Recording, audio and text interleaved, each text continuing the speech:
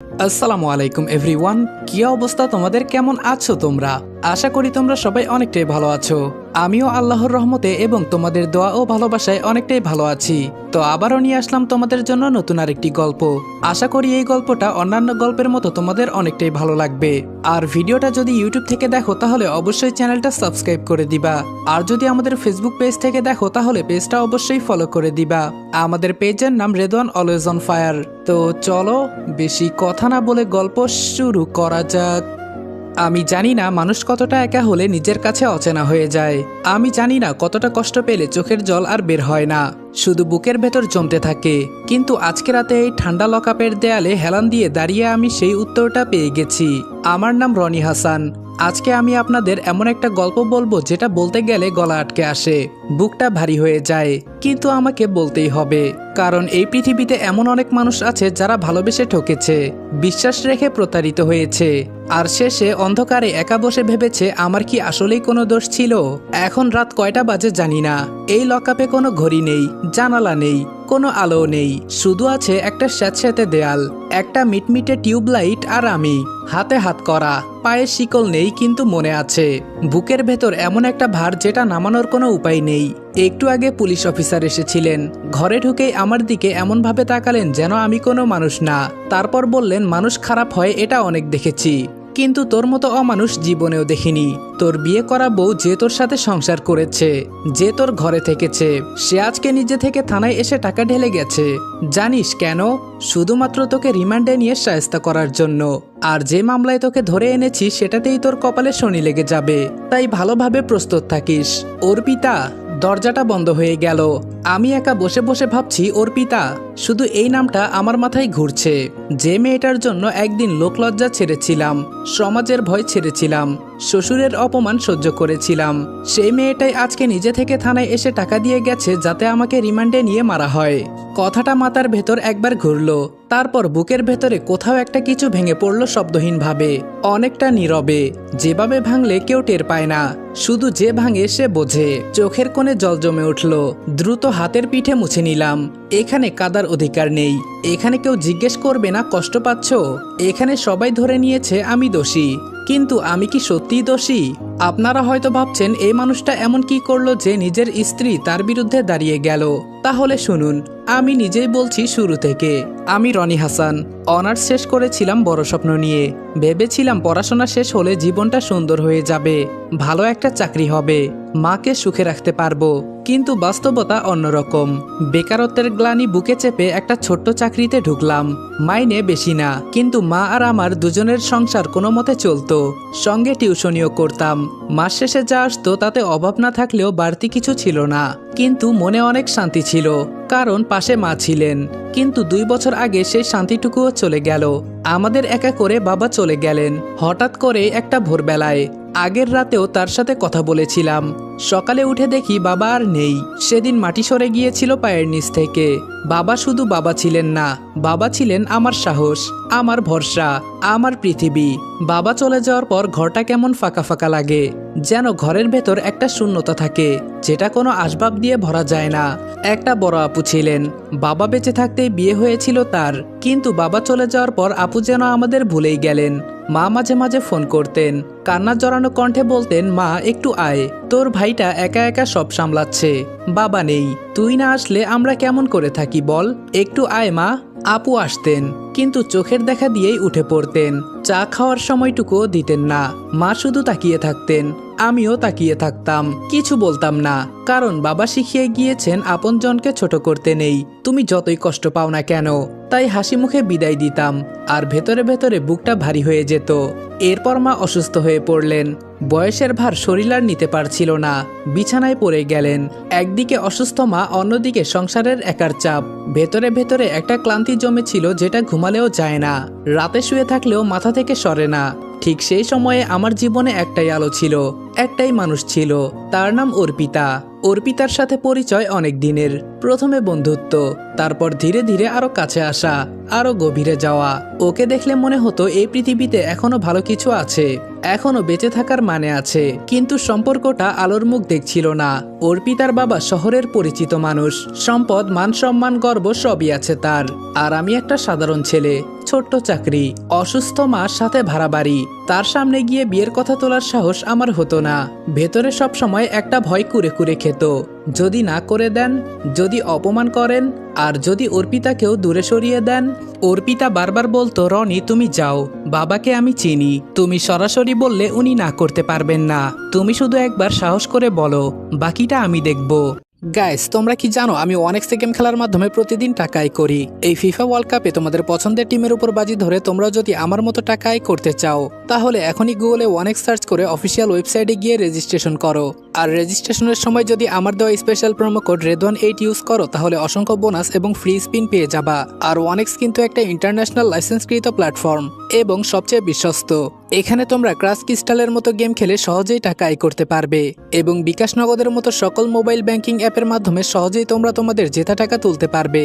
আর 24 ঘন্টা 7 দিন customer support সুবিধা তো রয়েছেই। তাই আমি এটা ব্যবহার করে আমার রেগুলার হাত খরচের টাকা আয় করি, তোমরাও ট্রাই করে দেখতে পারো।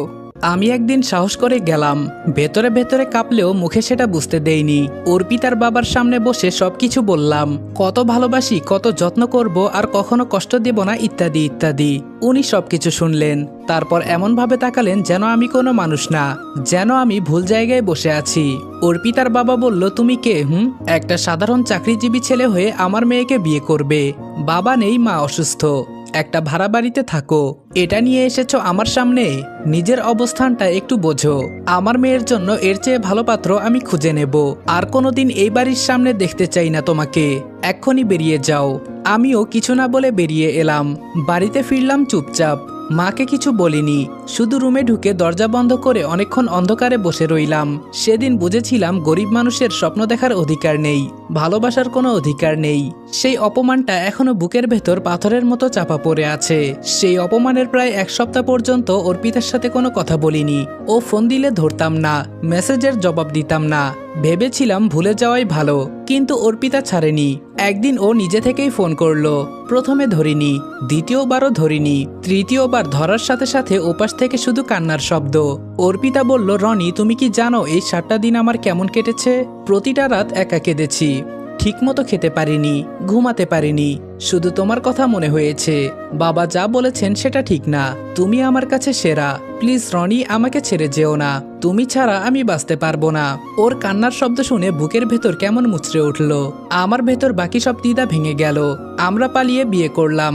সেদিন মনে হয়েছিল পৃথিবীতে আর কোনো ভয় নেই, আর কোনো একাকিত্ব নেই, আমার পাশে অর্পিতা আছে, এটুকুই যথেষ্ট। এখন এগুলো ভাবলে হাসি পায়। আগে কতই না বোকা ছিলাম আমি। অর্পিতাকে নিয়ে ঘরে ঢুকতে অদ্ভুত একটা আনন্দ চারপাশে ছড়িয়ে পড়ল, যেটা অনেকদিন ছিল না। অর্পিতা অনেক ভালো মনের একটা মেয়ে ছিল। অসুস্থ শাশুড়িকে সেবা করত মন থেকে, ঔষধ দিত সময় মতো, পাশে বসে গল্প করত, রাতে ঘুম না হলে মাথায় হাত বুলিয়ে দিত। মা একদিন আমাকে একা পেয়ে বললেন, রনি অর্পিতা অনেক ভালো মেয়ে, ওকে দেখে বুকটা ঠান্ডা হয়ে যায়, তুই ওকে বিয়ে করে অনেক ভালো করেছিস বাবা। মায়ের মুখে এই কথা শুনে বুকটা ভরে গিয়েছিল। অর্পিতা আমাকেও কম যত্ন করত না। অফিস থেকে ফিরলেই জিজ্ঞেস করত, ক্লান্ত লাগছে? আজকের দিনটা কেমন ছিল? দুপুরে ঠিকমতো খেয়েছো? তাড়াতাড়ি হাত ধুয়ে আসো, আমি খাবার বেড়ে দেই। ছোট ছোট এই কথাগুলো কি যে ভালো লাগতো তখন। মনে মনে ভাবতাম জীবনসঙ্গী হিসেবে অর্পিতাকে বেছে নিয়ে ভুল করিনি। আর তখন ওই জীবনে সবচেয়ে বড় খুশির খবরটা এলো। অর্পিতা একদিন লাজুক মুখে বলল, রনি আমি মা হতে যাচ্ছি। সেই মুহূর্তটার কথা আজও মনে আছে। বুকের ভেতর এত আনন্দ হচ্ছিল যে মনে হয়েছিল পৃথিবীর সকল সুখ বুঝি আমার কাছেই জমা আছে। ভেতরে ভেতরে ভাবছিলাম কেমন হবে আমার সন্তান, ছেলে না মেয়ে, কার মতো দেখতে হবে, কি নাম রাখবো আমার সন্তানের।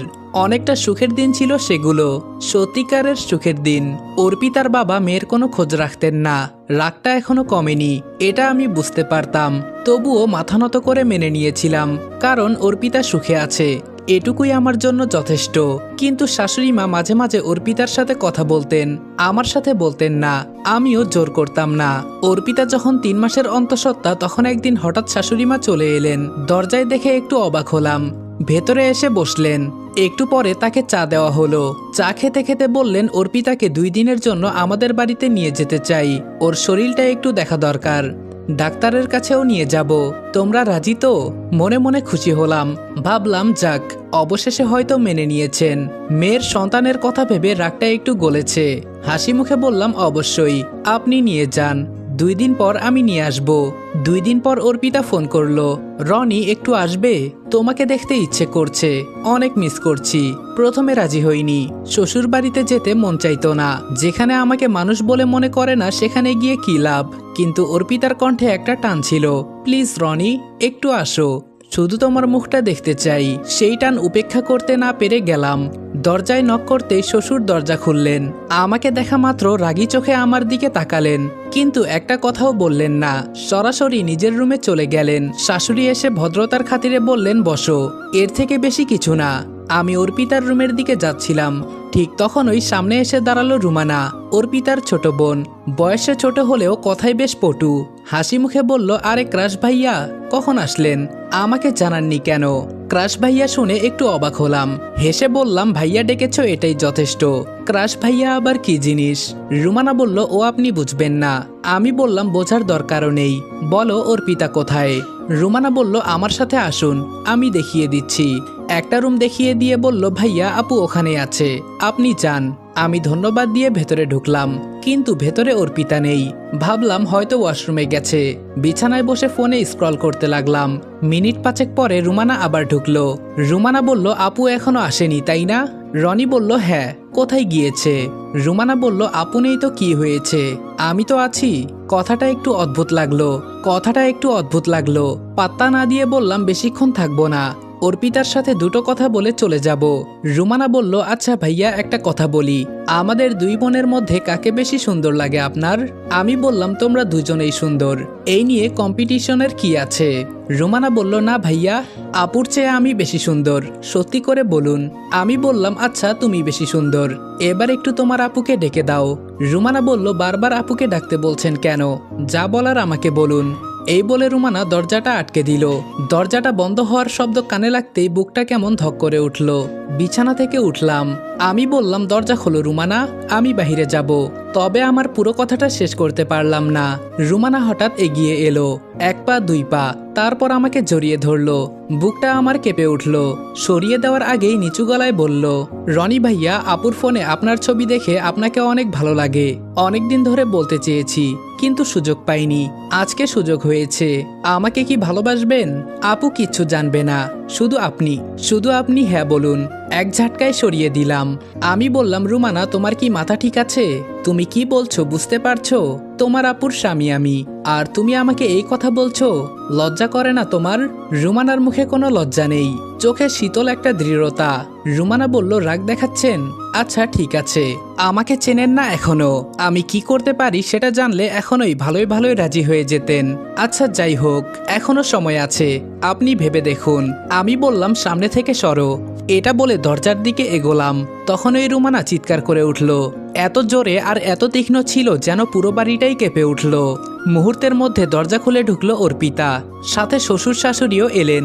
সবাই একসাথে বলল, কি হয়েছে, কেন চিৎকার করলি? রুমানা কান্নার ভান করে কাপা কাপা আঙ্গুল তুলে আমার দিকে দেখিয়ে বলল, এই লোকটা আমার সাথে জোর জবরদস্তি করতে চেয়েছিল। আমি না বলেছি তবুও ছাড়েনি, তাই চিৎকার দিতে বাধ্য হয়েছি। আমার কণ্ঠ বন্ধ হয়ে গেল, একটা শব্দও বের হলো না। মাথাটা ঘুরছিল, কি থেকে কি বানিয়ে ফেললো এই মেয়েটা। কিছু বলার জন্য মুখ খুলতেই ঠাস করে গালে প্রচন্ড জোরে একটা চড় পড়ল, তারপর আরেকটা। মাথা তুলে দেখলাম শ্বশুর, তার চোখে আগুন, হাতগুলো কাঁপছে। আরেকটু দূরে দরজার কোণে দাঁড়িয়ে অর্পিতা, আমার অর্পিতা। সে একবার তাকালো আমার দিকে, সেই চোখে কোনো ভালোবাসা নেই, কোনো বিশ্বাস নেই, আছে শুধু ঘৃণা, অনেক গভীর ঘৃণা। অর্পিতা ঠোঁট নাড়িয়ে শুধু একটা বাক্য উচ্চারণ করলো, ছি। তারপর নিজের রুমে ঢুকে দরজা বন্ধ করে দিল। সেই দরজা বন্ধ হওয়ার শব্দটা আজও কানে বাজে। শ্বশুর পুলিশকে ফোন করে বাড়িতে আসতে বললেন। মিনিট কয়েকের মধ্যে পুলিশ এলো। কেউ আমার কথা একবারও জিজ্ঞেস করলো না, কেউ আমার দিক থেকে ভাবলো না, শুধু হাতে হাতকড়া পরিয়ে দিল। এরপরে পিকআপ ভ্যানে তুলে নিয়ে চলে গেল। যাওয়ার সময় একবার পেছনে তাকালাম, অর্পিতা জানালায় দাঁড়িয়েছিল, চোখে চোখ পড়তেই সে মুখ ঘুরিয়ে নিল। সেই মুহূর্তে বুকের ভেতর যা ভেঙে পড়েছিল সেটা আর কখনো জোড়া লাগবে না। এটা আমি অনেক ভালো করেই বুঝতে পেরেছি।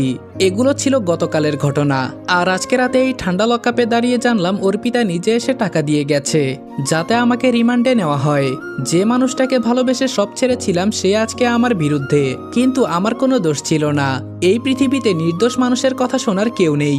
আমি জানি না সত্যিটা কোনোদিন বের হবে কিনা, আমি জানি না অর্পিতা কোনোদিন বুঝতে পারবে কিনা, কিন্তু একটা কথা আমি জানি, ভালোবাসা দিয়ে যাকে পেয়েছিলাম সেই ভালোবাসাই আজকে আমার সবচেয়ে বড় শত্রু হয়ে গেছে। আসসালামু আলাইকুম এভরিওয়ান। পরের পর্বে জানবেন রিমান্ডে কি হলো রনির সাথে। সত্যিটা কি কেউ জানতে পারবে? রুমানা কেন করলো এটা? আর অর্পিতা, সে কি কখনো ফিরে তাকাবে? অপবাদ গল্পের 2 নাম্বার পর্ব শীঘ্রই আসতে যাচ্ছে। ততক্ষণ সবাই ভালো থাকবা, সুস্থ থাকবা। আল্লাহ হাফেজ।